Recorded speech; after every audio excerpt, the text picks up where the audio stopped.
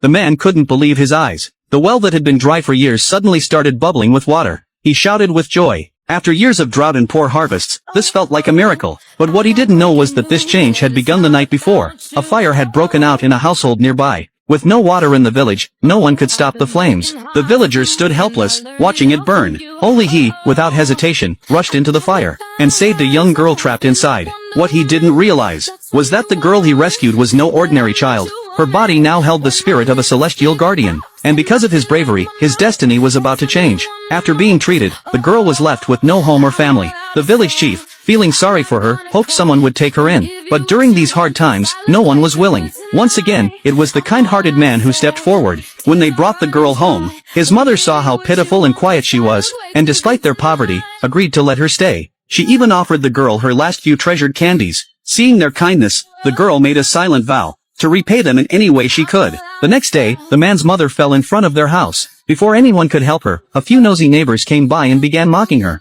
"If your legs are that bad, stay indoors. She'll fall and die one of these days." Just then, the girl appeared, lifted the elderly woman, and glared at the gossips. "She fell. That doesn't mean you need to run your mouth. She didn't ask you for money."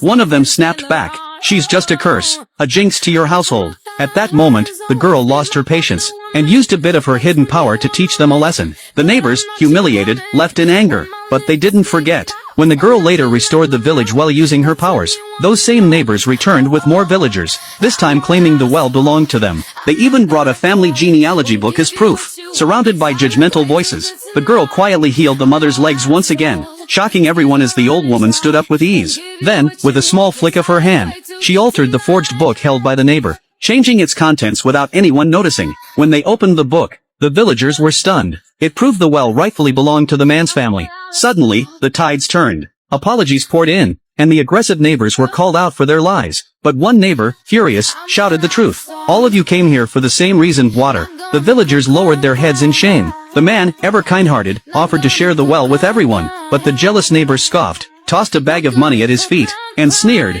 "Here, take this. That well is mine now." The mother tried to ease the situation. The man picked up the money and kindly handed it back. But the neighbor smacked it away and shoved him, mocking him for pretending to be generous. Just as he raised his hand to strike again, the girl stepped in. With a wave of her hand, the man was blasted backward and fell to the ground. The second neighbor pointed a trembling finger. "She's a monster, a witch." But instead of backing away, the villagers stepped forward. "She saved us. She's a gift from the heavens." The two troublemakers, seeing they had lost everything, fled in disgrace. And from that day on, the once quiet girl was no longer seen as a burden, but as the guardian spirit of their village.